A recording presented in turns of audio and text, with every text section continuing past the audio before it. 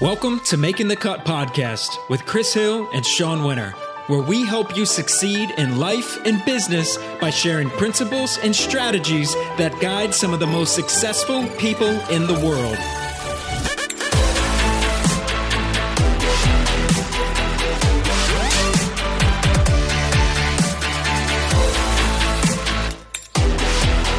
Welcome to episode 26 of the Making the Cut podcast. I'm Chris Hill with my co-host, Sean Winter. Today on the show, we have Greg Rollett, best-selling author and media expert who works with thought leaders and entrepreneurs all over the world. But before we dive in, Sean, how about a quick word from our sponsor, Le Cordon Bleu? That's right, Chris. If you want to pursue a career in the food industry, Le Cordon Bleu is the largest network of culinary and hospitality schools with more than 35 institutes in 20 countries around the world. Le Cordon Bleu not only offers you one of the most respected culinary qualifications in the industry, it also gives you a once-in-a-lifetime multicultural experience. So be a part of a 120-year legacy. Join them for a lifelong journey on your pathway to culinary mastery. Apply at cordonbleu.edu. And with that, Chris, I am super excited to talk to Greg. I connected with him through a mutual friend a while back when I was just launching Entrepreneurial Chef, and literally one lunch with him, he gave me so much good advice that helped with the positioning and the launch of really the magazine and things of that nature to get traction early on. So I'm really, really excited. I think he's going to be able to help a lot of people in the realm of branding and marketing. Yeah, absolutely, man. You just in doing some research on him, I've gotten a bunch of questions. Really curious about his backstory, and I think he'll be able to offer some real valuable insights for the audience listening. So, for folks out there that don't know Greg Rollett, he's the founder of Ambitious.com, which is a leading online education platform for entrepreneurs, and is the host of the online TV show The Ambitious Life. Rollett also hosted numerous TV shows, including Ambitious Adventures, where he traveled the country in search of today's best young entrepreneurs, making a significant impact in the community. He's also co-authored best-selling books with Jack Canfield, Dan Kennedy, Brian Tracy, and others. With that, Sean, what do you say we hop in? Absolutely. Let's do it. Greg, thank you so much for joining us today, man. How's it going?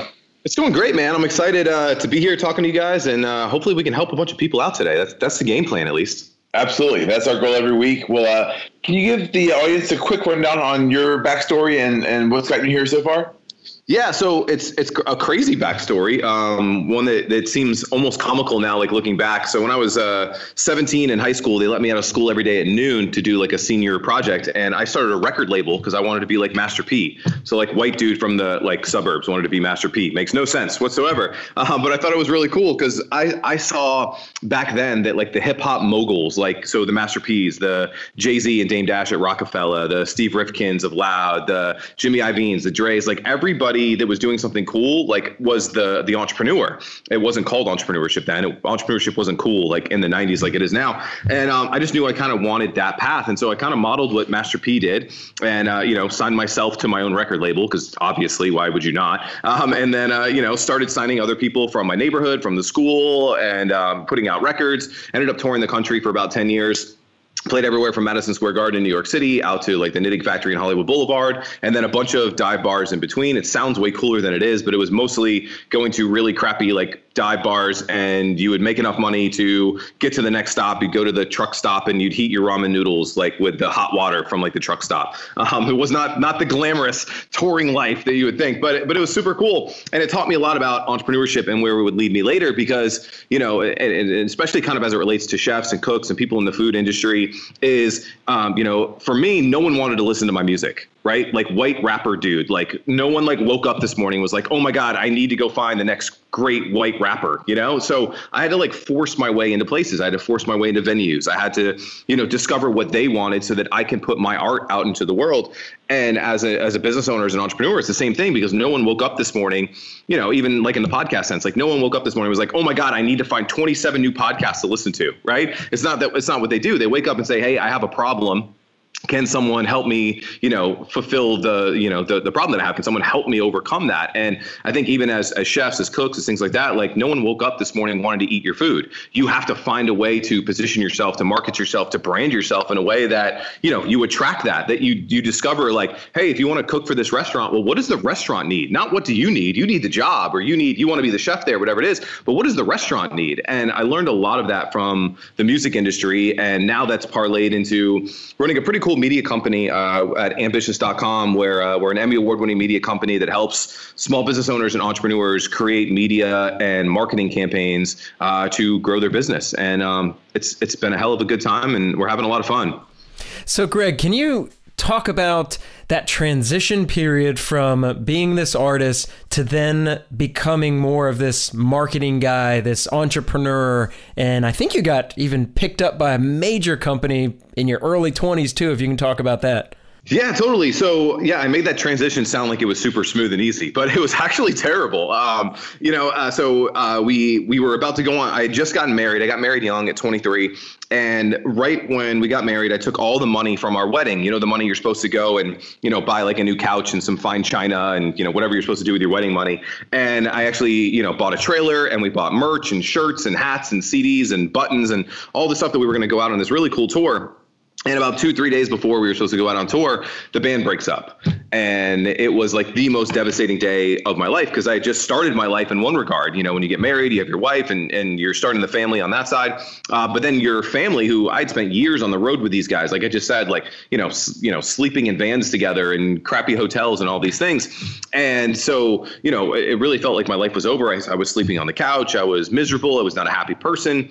And it was actually my wife's parents who, well, not in these words, but they basically said like, hey, you married our daughter, get your crap together, figure this thing out.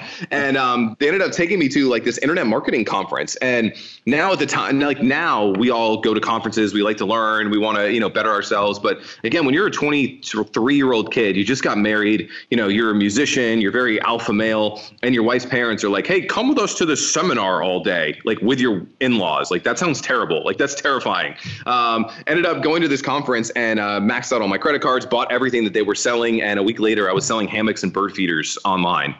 And really fell into this world of, hey, everything that I was doing as a musician, trying to get people to listen to my music, trying to book shows, all these things, like you can translate that into real skills in the business world, because, trying to now get people to buy hammocks and get people to buy bird feeders and trying to get press for that and trying to, do joint ventures and partnerships and things like that. And like you said, so what I really discovered is this whole world of, I wasn't making as much money selling hammocks as I thought I was, because, I was buying the hammocks for like $100 and selling them for $120. That's not a huge margin business. And food services, this too, because, you're selling a hamburger for $7 and there's $3.50 in food costs. And then you got labor, and then you got, so I was like, man, I don't like these thin margins. I would like a much better margin game. And I fell into this world of, let's call it information marketing, where you're selling courses, you're selling information, and there's huge margin. And one of the companies that discovered me very early was Coca-Cola. They had reached out. It was actually the guy that discovered Diet Coke. I don't know how you discover that. You're like in a meeting and you're like, let's do Coke, but not Coke. But anyway, but he found like this blog post I wrote about, marketing and media and all this stuff. And this is 10, 11 years ago. So this is a long time ago. And blogging was at his infancy. And he found an article through just Google. I was coming up top in the search engines and stuff. And again, as a 24-year-old kid, when Coca-Cola is like, how much do you charge for consulting? You're like, I don't know. Let me just make up an invoice. And they gladly paid it. I underestimated how much they would probably pay, me to do that, but ended up consulting for them. They referred me out to Miller Lite. I ended up working for the executive vice president of all of Disney on his big book launch. Ended up doing some really, really cool stuff and discovered that, hey, I'm actually good at this marketing stuff. Why don't we start doing this for more people on purpose as opposed to on accident? So it was a very accidental path. Like I thought I was, again, always going to be this musician, always going to be this artist. And then I just started like creating stuff for myself, and other people really gravitated towards the things that we were doing and got into client services that way, while at the same time growing my own brand. And I think I'll draw the parallel to a lot of, chefs, people in the restaurant industry, is that the bigger you can grow your personal brand, the easier it is to do all the other stuff that you want. So the bigger that the Greg Rollett brand gets, the easier it is for me to pitch a concept for a TV show, the easier that it is for me to, bring a partner on, the easier that it is to, do a licensing deal or do a joint venture or, whatever the case is. So, you see like these chefs, like it's easy for Emerald to go and open a restaurant because he's built the personal brand. So everybody wants to now go to Emerald's restaurants. And I'm using him as an example. You can love him, hate him, doesn't matter. But he's done a really good job of the bigger his brand gets, the better everything else gets. Like Anthony Bourdain's like my hero, right? The bigger that the Anthony Bourdain brand gets, well, guess what? His cookbook hits #1 on New York Times bestseller list because he's got the brand. His TV show does really well. His licensing deals. Now he's got the raw craft and he's got all these ancillary things because he built the personal brand. And so I think the same thing happened to me was I was building the Greg brand. And then I was able to use that momentum, that influence, that, whatever you want to call it, to then work with Coca-Cola, to then work with Miller Lite, to then do all these other things. So I think that they really, really go hand in hand. So, if you want to become a chef at a great restaurant or you want to open your own restaurant, you have much more leverage if you have a brand. If you're trying to go to an investor and you're a nobody, really hard. If you want to go to an investor and you say, hey, actually, I got the #1 blog on, a certain kind of food or a certain kind of culinary experience. And I've shot all these YouTube videos and tutorials and I get thousands of people watching them every week. Now, when you go to an investor, now when you go to get some local press, like you've already got something, you've got some momentum. And I think that's been a real big deal for me in my world as I paralleled, is I've always brought leverage into a situation because of the brand I built for myself. Yeah, Greg. Yeah, you're speaking my language. So many people reach out to me looking for advice on, finding investors, and they're trying to open up, let's say, a seafood restaurant. And I say, well, who's going to invest in you if you don't have any sort of footprint out there? Versus, all right, if you have a blog or you have a huge Pinterest following or whatever it is, showing that you have all these recipes involving seafood, you then can turn around and obviously show them that, hey, this is what I've been doing. People trust me to do this, and it's a lot easier. Totally. Well, I mean, especially in an investor standpoint, is they're trying to mitigate risk, right? Yep. Like this dude, you might cook a really good, salmon fillet, right? But if there's no demand for your salmon fillet, like that's a big risk. Like restaurants are big risks for a lot of investors, and everybody wants to be in the restaurant business, right? But why you? And I think that's the thing that you really need to start building. And today there's no excuse for it, right? There's the thing that you got in your pocket right now, get it on a little tripod, put it over your kitchen and, film yourself making some of these meals, putting them on YouTube. Like you said, Pinterest for like some of the food porn stuff, like Instagram should be a huge place for you guys. Again, build some momentum. So now when you go into that investor meeting, you have some leverage. And you might be able to negotiate something to where you're not getting, they're going to take 80-90%. Like you can come in with some leverage because you're building the marketing. You're mitigating their risk in that situation. So the more leverage you can bring to these types of deals, the easier it is for other people to say yes. Like right now, I'm doing a big press run for a show we're going to talk about in a little bit. But I think the reason why I'm able to get press is because I have this story to back it up. I'm like, hey, we crowdfunded this. We raised a bunch of money. Now it's been nominated for 2 Emmys. We have a partnership with Entrepreneur. Like I'm bringing so much to the table that it's hard for someone to say no. I think a lot of times, especially when we're first getting started out, we make it easy for other people to say no because we're in a position where we need them more than they need us. So if you can put yourself in a position where, you've created a bidding war of investors because you've created so much buzz around what you're doing, you're going to win because, again, you have the leverage in that situation. Right. Well, so for anyone that's looking to start a personal brand, do you think the first step is kind of getting really clear on, this is who I am, this is what I want to represent? I think if you know that, then the answer is yes. So if you know that you're the best taco chef like on the planet, like go all in on tacos because that's going to, I think the more that you can niche down and become the superstar in that niche, it's easier, it's cheaper, it's more effective than going broad.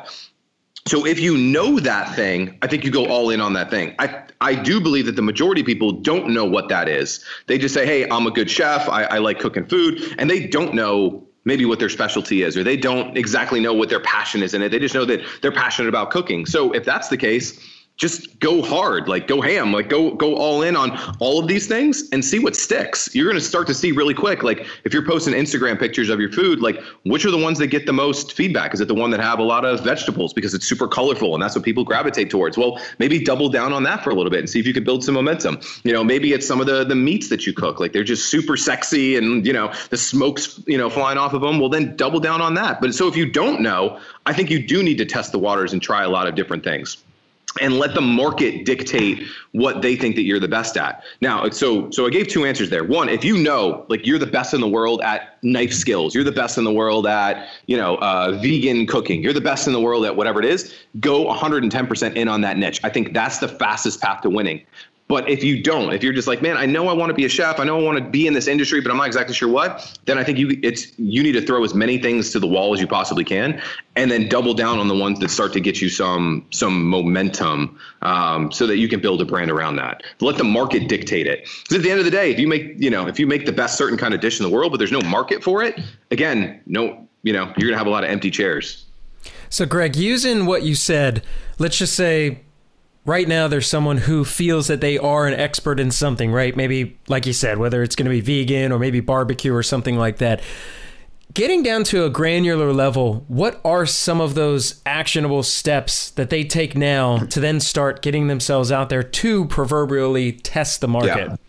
So I'm going to say that video is the number one medium that all of these folks need to do. I mean, the top chefs in the entire world are big personalities, right? Like, people know them, they like them, they see them on TV, they hear them on podcasts, they have these cookbooks. It's because of their personality, even more so than some of their cooking. Like, we can argue all day that some of the top chefs like in the world probably aren't the best cooks, right? And this is true like in every industry. So I deal a lot in like financial services, and like Dave Ramsey is like the 800-pound gorilla in that marketplace. He's probably not the guy you want managing your money, but he's done the best job of branding himself as the number one financial expert in the world. Same thing on the chef side. I mean, you got your Emeralds and your Rachel Rays and your Anthony Bourdains and, Guy Ferrari, or however you say his name, but you go down that list. So the more that people can see you and buy into your personality, I think the better off that you're going to be. And the best medium to do that is going to be video. Obviously, food is a very visual medium. So, if you're a chef, like a podcast, while it's cool, it might be easier to just talk into a microphone. I got to see your food, man. I got to see it. Like, what does it look like? What are the emotions around it? So I think that you need to be doing video. There's a couple different kinds of video that you can do. I think that, look at some of the most successful food stuff that's going on right now, your Tastemates, your Tasties, a lot of that stuff. So it's the over the top, looking down at the hands, like making the food, like that stuff. It's not that expensive, to do. You can do it with the iPhone. You could do it with, some ancillary stuff and some cool editing. So I think there's the food shots. Secondarily, you have to be on camera. So, a camera on you, your face talking, and it doesn't always have to be you cooking something. It could just be you talking about, 6 different flavors that go together and, talking about like the different salts and, spices. I'm not a chef. So like this, so take it with a grain of salt, like put your own spin on it. But I think that you need to be on camera, like talking about those things. I think having conversations over food, Bourdain obviously does a great job of this. Like, you've never seen in Parts Unknown in 10 seasons now, he's never picked up a spatula. Right. But he's one of the world's most popular chefs because he's having conversations over food. So can you have conversations over food? So you're going out and you're talking to some of the other influencers in the marketplace. So like barbecue, you mentioned earlier, who are the top 10 barbecue guys in your city? Can you go interview them and talk to them? And now, maybe they're going to share your episode, and now you get some influence and you get some credibility because they passed it on to you. So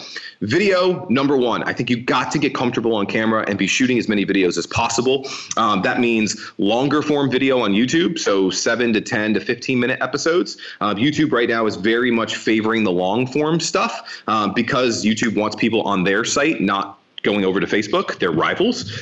So YouTube right now is favoring long form stuff that gets watched. So if you can get someone to watch your, let's say you do a 7-10 minute interview, if someone watches all 7 to 10 minutes and you get that consistently, YouTube loves that. They'll favor that and they'll show your video to more people. Facebook is more of your shorter format. So your depending on what you're trying to do, your 30 to 60 second, like over the top with the hands stuff works really well, like your Tasty and your Tastemade. And then what I'm seeing right now is kind of that 3 to 5 minute video works really well on Facebook.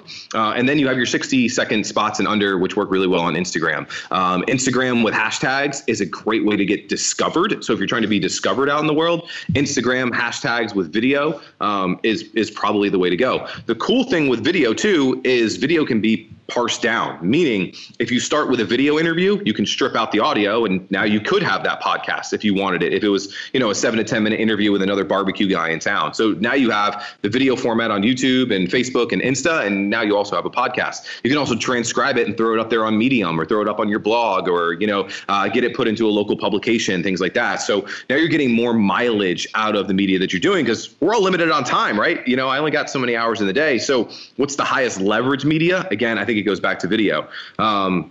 So that would, on a tactical level, that's what I would be thinking is how can we create video content that could then be used long form, that medium form and that short form on those 3 platforms. And if you have a younger market, I mean, Snapchat, but I don't even know how to open it. So I'm not the guy to give advice there. But if you are going after that, like, that millennial kind of, Gen Z type marketplace, obviously that's a hot place for that stuff as well.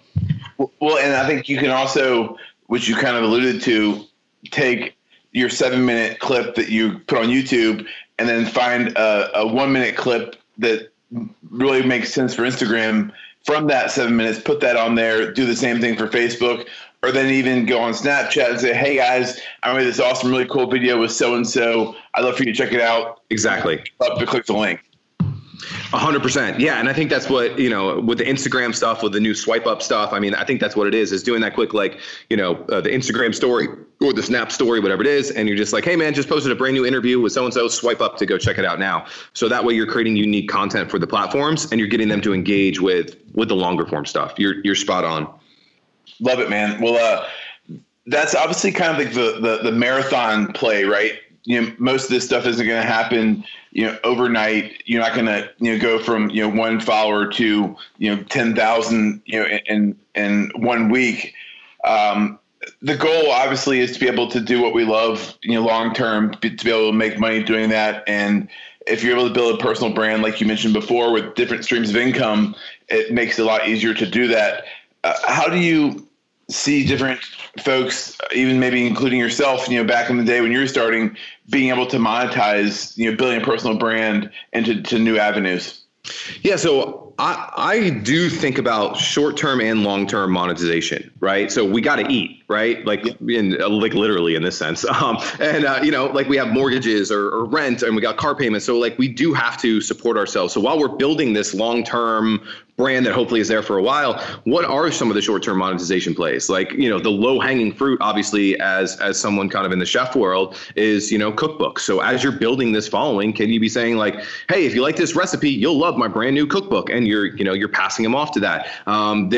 Especially if you're geo-local, so like we're in Orlando as I'm recording this, and you can you throw a barbecue meetup, and it's $30 a head, and you get 10 people to show up, you just made $300 in a night, and you're showing them how to cook. There's lots of cool things. There's things, inviting people to your kitchen. There's things I got a guy right now, and I don't remember the name of the app, but it's brilliant. And it's going to drive me crazy that I don't remember it. But, he does something where, especially, so this is a specific situation, but, say you speak Spanish, and, you cook really good Cuban food. Like, can you invite people who want to learn how to speak Spanish and show them how to cook a Cuban meal in your home? And they also get to learn the language and the food at the same time. Like, food is a great way to break culture barriers, things like that. And, he's got it to where, these families, they might make $100, $200 in a day to teach, 2 families how to cook, Cuban food in an authentic Cuban setting while also learning the language. So there's at-home type stuff. So,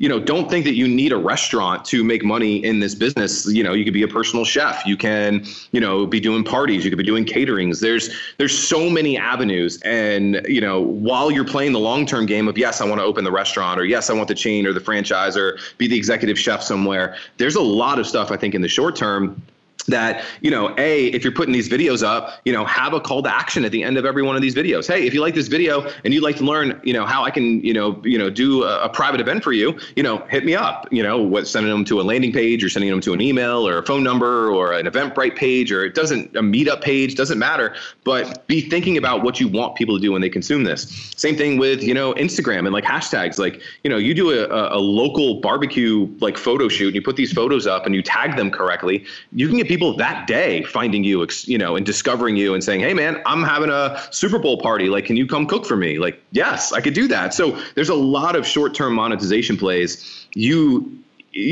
have to think about, what are your skill sets? What do you want to do? You might have to get out of your comfort zone. You might have to put your ego in check because you think that you should be running a restaurant and not cooking for like 2 Joe Schmoes who paid you $50 for barbecue today.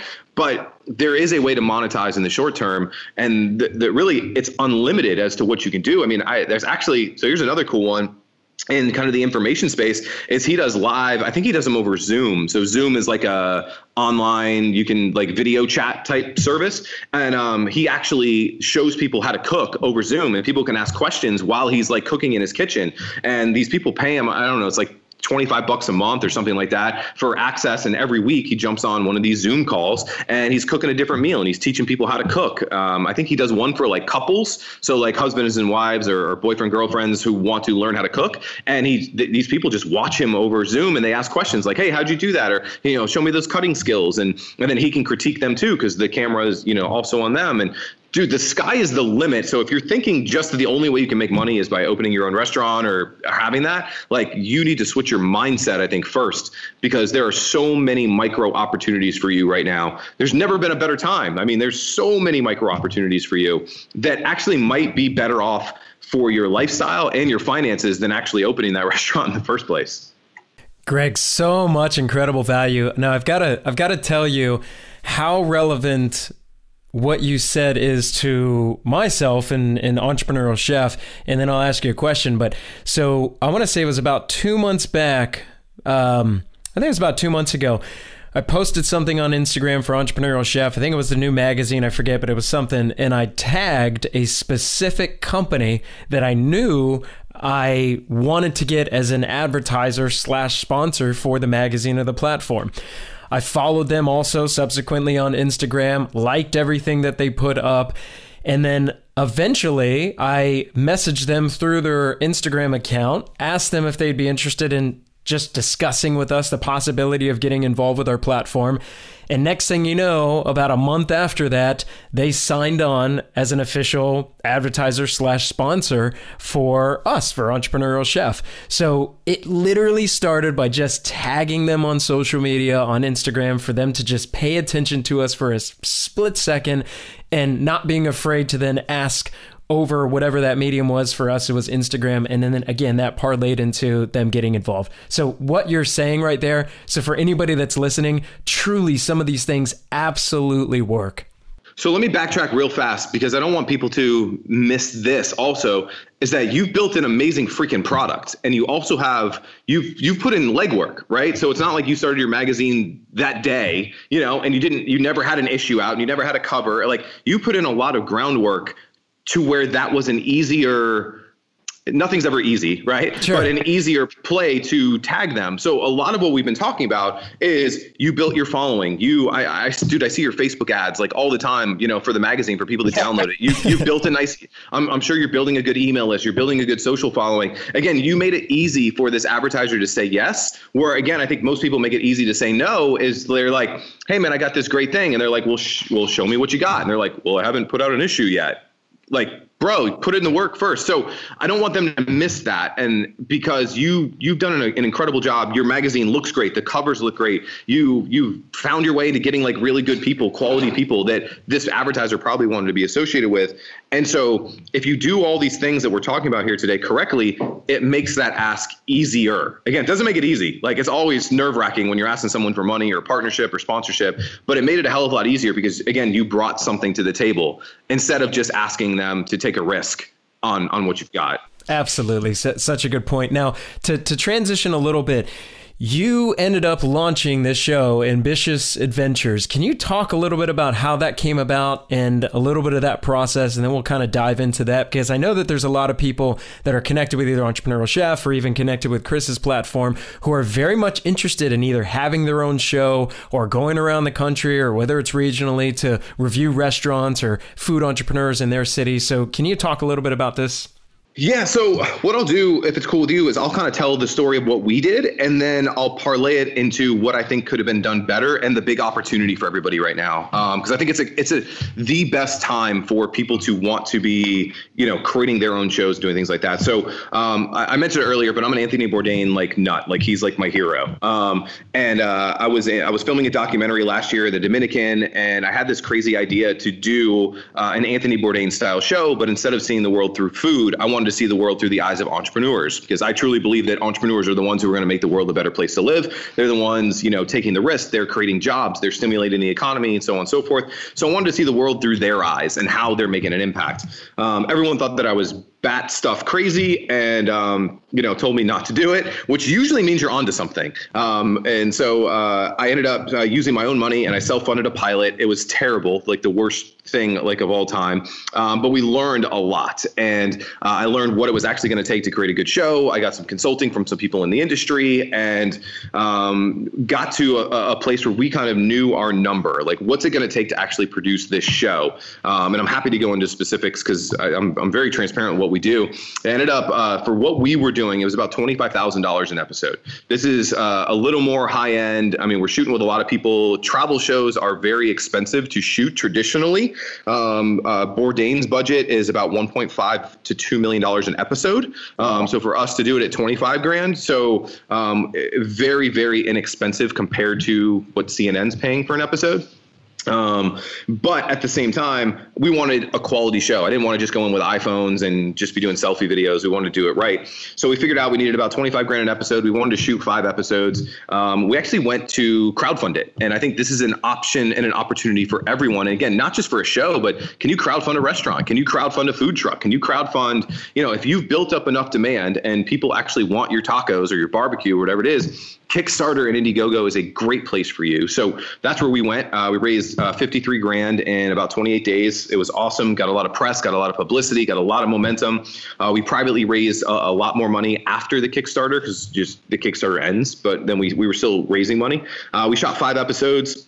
Ended up shooting a 6th later just because we had a sponsor come on and we wanted to use their money. So we said yes. The coolest thing is, so we shopped it to major TV. So, I mean, I've shopped it to a ton of different production companies. Production companies are kind of the middlemen who deal with the networks. So we shopped it to a lot of them. We had some issues with our show as to why TV didn't pick it up. Well, I understand it now, but we didn't realize it going in. We shot with a lot of white dudes, and TV won't buy a show if it's all white dudes. So because they have to play the politically correct game. They want women, they want ethnics, they want minorities, they want just a different cultural show for their advertisers. We didn't do it on purpose. It's just kind of how the cards fell, but so TV wouldn't pick it up, but ended up being a blessing in disguise because I think the true opportunity for everyone right now is creating a show and getting it distributed by online media companies. So we actually got our show picked up by Entrepreneur Media, which is entrepreneur.com, Entrepreneur Magazine. They also have Entrepreneur Press, which ended up being a really, really good move for us. So the website gets about 25 million uniques a month. Their Facebook's got like 3.5 something million likes, a million something on Instagram. More people have seen the first 2 episodes of our show than we would have ever gotten on cable. Now, the dollars don't amount to that as far as advertising, but as far as eyeballs, people paying attention, things like that, like cable doesn't touch what we've been able to do with Entrepreneur. And now there's so many different angles, there's so many different directions that we can go. So now I'm going to flip it and kind of talk about where I think the opportunity is if you can create a high quality show, be it you traveling, be it just you cooking, be it an interview show, whatever the case is, distribution is where it's at. And if you can find the online media publications and give them a done for you show, you can get your show in front of millions of people and again, bring some leverage to the table and get a revenue share. So right now I have a rev split with Entrepreneur. Every time someone watches my video, they have pre-roll, post-roll ads, mid-roll ads. And every time someone watches one of those, I get paid. Which is beautiful because, again, they got 23 million unique visitors that I don't have. And it's the right audience for what I want. So in the food world, what are those sites? I don't know them off the top of my head because that's not where I play. But I bet, you guys know them. There's a big barbecue site, I'm sure. There's a big, can you go to freaking Cooking Channel? Can you go to like who are these media companies? And so what we did is we essentially said, hey, we already spent the money on the show. We already put it together. We already edited it. We already, vetted all the guests. We have all this stuff. We're going to hand you a show on a silver platter. We just want you to distribute it. And then we want to do an ad share. And they are very receptive to that because in the case of a lot of these publications, they don't have the in-house budgets to go and film these shows. They don't have in-house editors and in-house film teams and in-house talent. So if you can provide them with something, it is a huge, huge opportunity opportunity for you to fast track building a brand. It also gives you leverage. I mean, think like now I can go to anywhere and be like, hey, yeah, I did a reality show. I get picked up by entrepreneur.com. It's been seen by hundreds of thousands of people. And like, everyone's like, holy crap, like this guy must be serious, right? So huge credibility. So don't think that you need to get it on the Travel Channel or, Cooking Channel or Cooking Network. I don't know what it is, but you guys do because you're smarter than me in that niche. But don't think you need to go to mainstream TV. What are some of the alternative distribution outlets that can be a big win-win for you?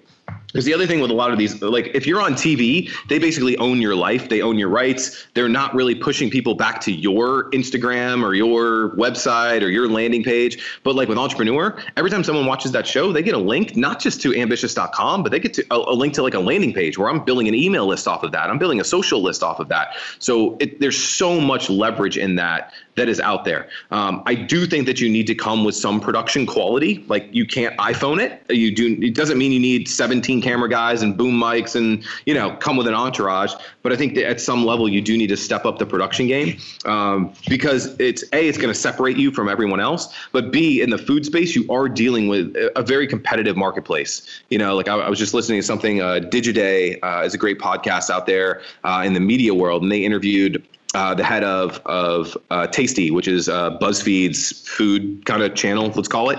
And I mean, they're getting 1 billion plus views a month on Facebook.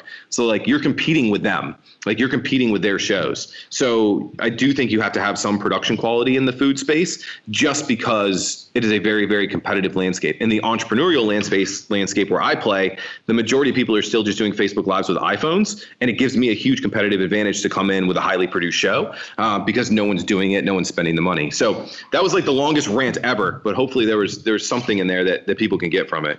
For sure. I think you did something smart too, is you kind of scratched your own itch. You saw the white space. You saw, hey, there's this guy who's doing some really cool stuff, but nobody's doing the same type of stuff for the entrepreneurial world. So how can I take that idea and make it something that works for me? I think a lot of people want to do something, but maybe feel like it's been done before. So obviously it's key finding that niche and that kind of unique story that you can tell, right?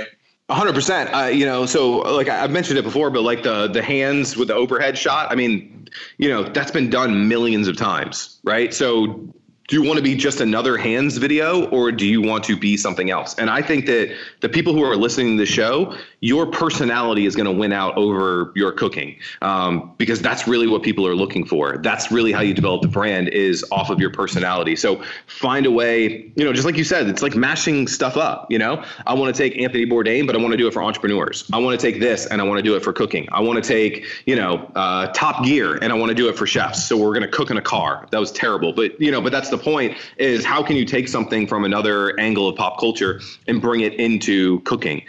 Because the worst thing that can happen is you just get labeled as, oh, he's just another taco guy. Oh, he's just another barbecue guy. Oh, he's just another vegan guy. Like, that's the worst possible thing that someone can say about you. You want people to be like, oh my God, that is the vegan guy. Like, have you seen his videos? Have you seen what he's doing? That's going to get you the positioning and the branding and the leverage, not, oh, he's just another guy doing the same thing as everybody else. And so now, Greg, there was a couple of episodes that you shot with Ambitious Adventures. I think one of them was in Des Moines was it Trace Salsa? Can you talk a little bit about their story? Because I think they had something really unique that they did. Yeah, I love this story. So Trace Mente Salsa, they're in Des Moines, Iowa. So a lot of people crap on the farmers markets. They don't know that, like, you can, the story with these guys is they were in a 9-to-5 job. They're two brothers, and Philip and Angelo, and, corporate world, climbing ladder, didn't love it, wanted to do something entrepreneurial. And, they made some salsa for some people in the office, and people were like, hey, this is pretty good. And so they started making larger quantities. And then one of their buddies had a spot at the farmer's market and couldn't make it. And so they jumped in and took it over. And they were like, all right, cool. We got Trace Mente Salsa. And they just literally were at the farmer's market one day, and they sold out first day at the, they didn't make enough, because you never know what you're going to do. I don't remember what it was, 50, 100 jars of salsa. Sold all of them, ended up becoming a regular at the Des Moines Farmers Market, and we're selling hundreds and then thousands of jars of salsa every single week, with a mid 6-figure business working one day a week selling it. I mean, that's legit. So I think people dismiss it or downplay it or whatever the case is. But, getting into things like farmers markets is just incredible. And, it's hard work. They would get there at 4 a.m., setting up the tents. They were, jarring their own salsa the night before. It was just the two of them. And sometimes their parents would come and help them jar up the salsa. And they got their buddies to work for them for a couple hours at the farmers market and set up the tents. And, they were doing tastings and things like that. You get to do market research on the fly, which is awesome. Like, hey, we just started this new spicy salsa. Do you want to try some? And people would be like, oh, that's too salty or too much pepper or whatever. And so they got like field tested market research, not by like your boys, right, which is what we all do, but by people who are voting with their wallets. Because at the farmers market, they vote with their wallet. They walk right past your booth. Or they stop at your booth and they actually buy, your salsa. So really, really cool way to validate your product by validating your product with people who actually will buy your thing. Like that's the ultimate validation, because, your boys always be like, yeah, you know what, Sean, that's cool. Yeah, whenever you do that, I'll buy it. And then when you launch it, then they don't buy. They got, we call them alligator arms. They can't reach their pockets because their arms are too short. So real validation. So that's the first part, is the validation, and then also creating a real business. I mean, you're doing a couple $100,000 a year selling salsa at the farmers market. Like, that's no joke. Then they had all the leverage when the stores came asking them for the product, because people in Des Moines were starting to go to Hy-Vee, is the local grocery chain similar to Publix that we have here in Central Florida. And Hy-Vee came to them and was like, people come into our store every day asking for your salsa. I guess we need your salsa on our shelves. That puts you in a huge leverage position, because now it's not you begging the store to get on the shelf. Now it's the store coming to you and saying, we need your salsa because people are asking for it. And so they created demand for the product and then ultimately got it in the stores. Now they're in 1,000-something stores in the Midwest, and bought their own kitchen, and they're operating just at huge scale. But it all started with, hey, we're going to take that next step. We're going to get to the farmer's market and we're going to try and sell our product. If you think that you have the best barbecue sauce in the world, go sell it. Stop waiting for someone to, bless you on Shark Tank. Like, bro, just go out and sell the barbecue sauce. See what happens. See if people actually want to buy it. And that was one of the coolest things that we learned from Philip and Angelo on that episode. And I think it's interesting too, because the barriers to entry are so much lower, whether it's video, like we mentioned, a few minutes ago, or with actually getting your product out there. The barriers to entry are so much lower than they ever have been ever before. Yeah. And so it's just excuses, right? Either A, you don't want it that bad, or you're giving yourself excuses as to why it can't be done. It can be done. Like we've mentioned, like crowdfunding, things like Kickstarter.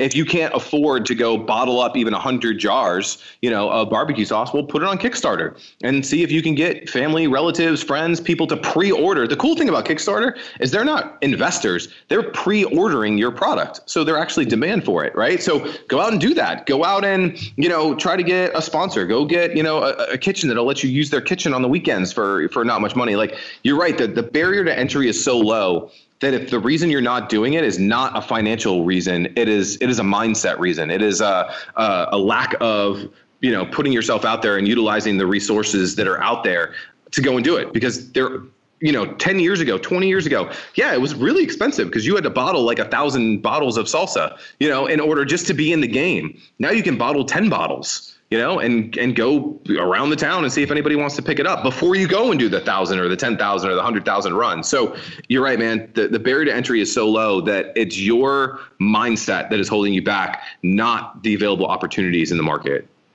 And so, Greg, when you were connecting with these entrepreneurs across the country for the show, what was something that you took away as a profound lesson that you maybe weren't already doing in your own life or business, or something that you maybe learned a long time ago, but now it came rushing back to the forefront?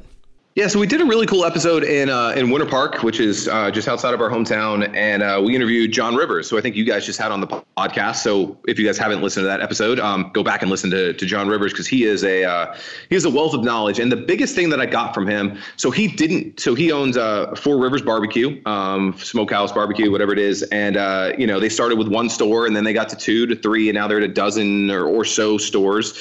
And I really asked him, he didn't need to ever open Four Rivers as a restaurant.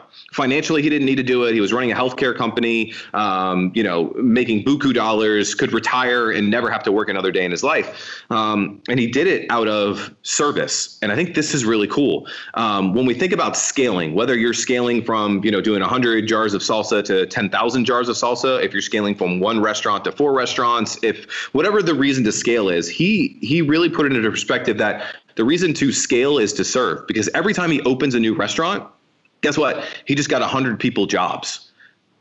So it's not just that he opened the restaurant, he's going to make profits. He now has 100 people who are counting on him for a paycheck every week so they can put food on the table and pay rent, right? And then he opens another restaurant. Now he's employed 200 people, another restaurant, 300 people, another restaurant, 400 people. Then he can take some of those, not only is it the direct employees, but now, he does a lot of brisket, and there's not a lot of brisket in the state of Florida, especially in Central Florida. And now he's got brisket farmers, the people who do the meats for him, he's started, got them bigger and better. And now they're employing more people, and now they're going out and doing more, for the ecosystem and the economy or the environment, things like that.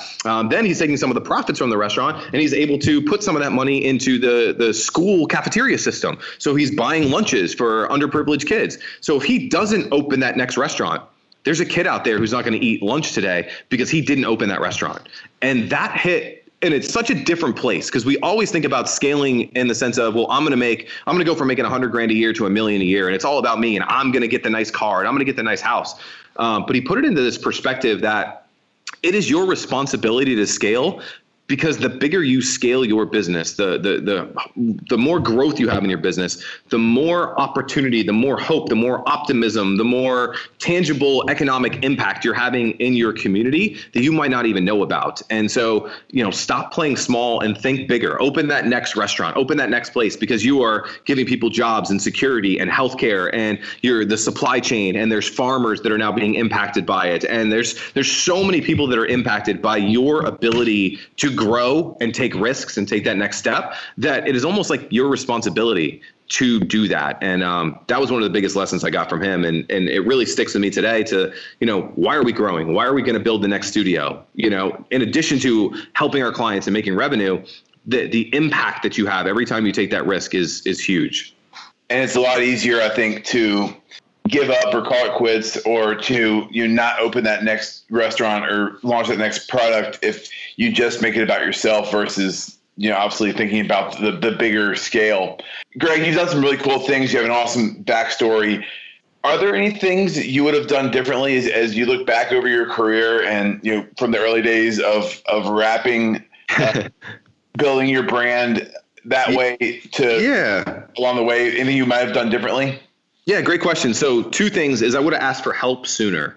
I think a lot of us are lone wolves, especially if you're an entrepreneur. You feel like you can do it all, so you try to do it all. And I think that is very, very dangerous, because I should never open an Excel spreadsheet.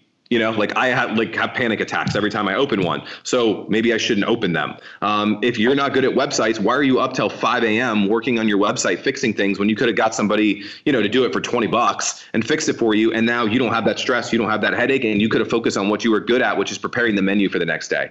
I think that, again, whether it's pride, whether it's ego, whether it's a scarcity driven mindset of I don't have the $20 to hire the website guy, but asking people for help, I think, is so vital.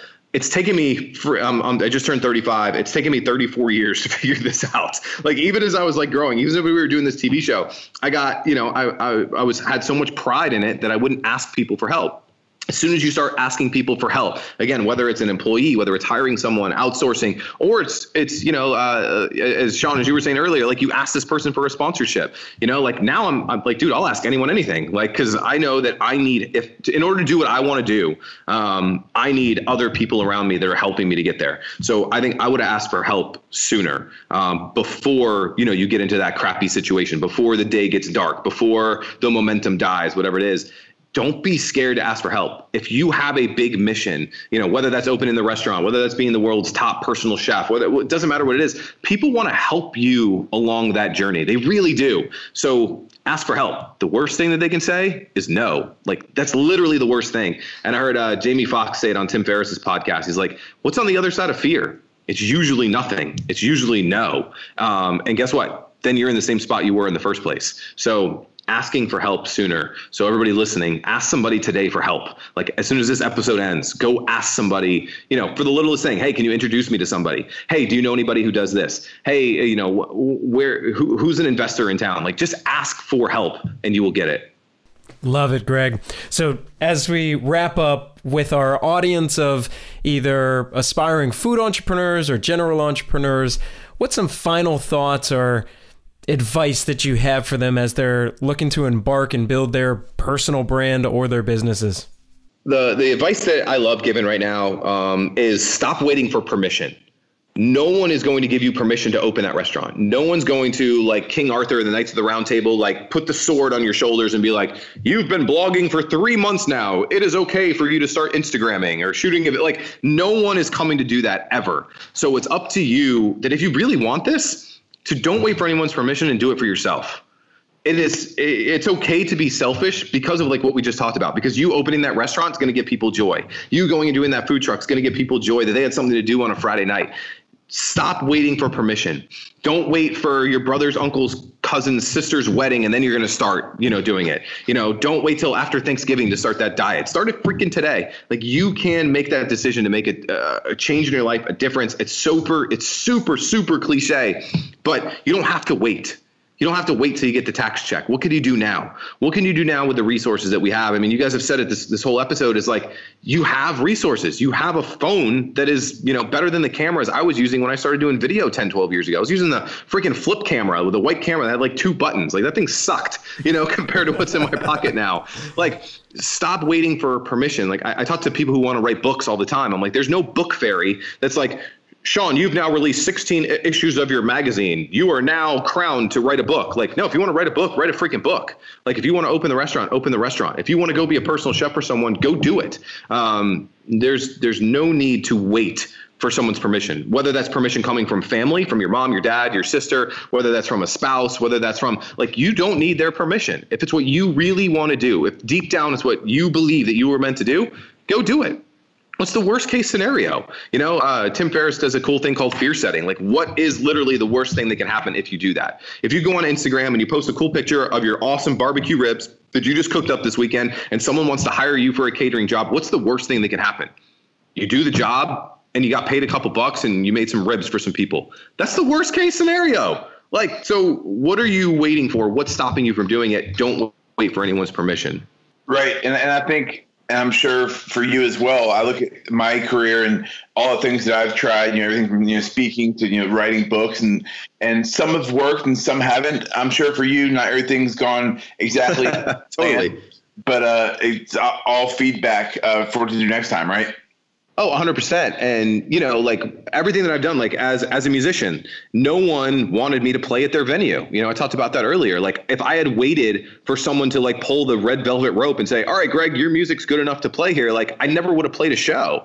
And so I went out and took it. Same thing with the reality show that we did. Like I'm in Orlando, Florida. There is no TV producer looking to hire like, oh my God, Greg, you need to have your own reality show. Like I was just like, dude, I want it. And I went out and I took it and I did it. And, same thing for you with like speaking, like at the beginning, no one wanted to hire you to speak. No one woke up this morning saying like, here's 16 proposals for speaking today. You went out and you took it. You said, hey, I'd love to speak at your event. And you got speaking gigs. Again, not everything works out. Not everything, is awesome. But if you don't take those chances and opportunities that are in front of you, no one's going to hand them to you. No one woke up today thinking about you and how to help you. You got to go and help yourself. Love it. Well, Greg, this has been absolutely incredible. Everything that you shared, your story, your advice. I know a lot of people are going to get a ton of value. Where can people connect with you? Whether it's yourself or Ambitious Adventures, where can they go on either social media or whatnot? Yeah, I'd love it if you guys watch the show. It's really, really cool. So right now we're on Facebook Watch, which is kind of Facebook's TV channel that I'm really proud that we're one of like 110, 120 shows that are on there on the whole network, which is cool. You can watch that at ambitious.com/adventures and it'll redirect you to there. As the time that we're recording this, there's 2 episodes up. There's going to be 6 total as we get the season out there. Right now, Hollywood, California has got guys like Lewis Howes, New York Times bestselling author, Jack Canfield, who wrote Chicken Soup for the Soul, successful Jake Paul, the #1 YouTuber in the world. Episode 2 was in Des Moines, where you can see the Trace Mentes guy. So ambitious.com/adventures. And then I'm just Greg Rollett on the Facebooks and the Instagrams. That's really the only 2 places I hang out. But yeah, say hey, say hi, and love to connect with you guys. Greg, thank you so much, man. It's been an absolute pleasure. Thanks, guys. So that was our conversation with Greg Rollett. Sean, my mind was blown. He's speaking my language. I could give you 1,000 different things that he said that really hit me, but what did you take away? Chris, I don't know if you've ever watched highlights of like Mike Tyson in succession, where he was just knocking people out left and right in his heyday.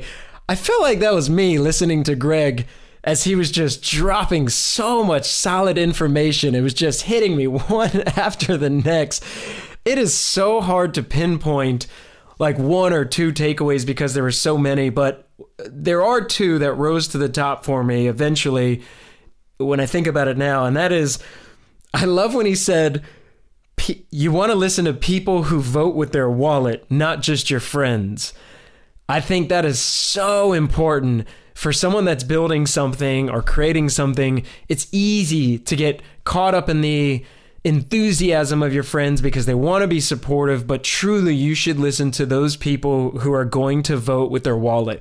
In his story about how that salsa company, Trace Mente, I think salsa company, was getting advice from individuals at the farmer's market, I thought it was a beautiful tie-in. Another thing was, don't wait for permission. That was super powerful. Just for me, I can look back and I think I was waiting in certain times of my life to be more of an expert, if you will. And I think that held me back. I was waiting to kind of arrive before I would take a step. And in essence, again, almost waiting for permission as an expert. So I think that was something that really resonated with me that I hope resonates with a lot of people.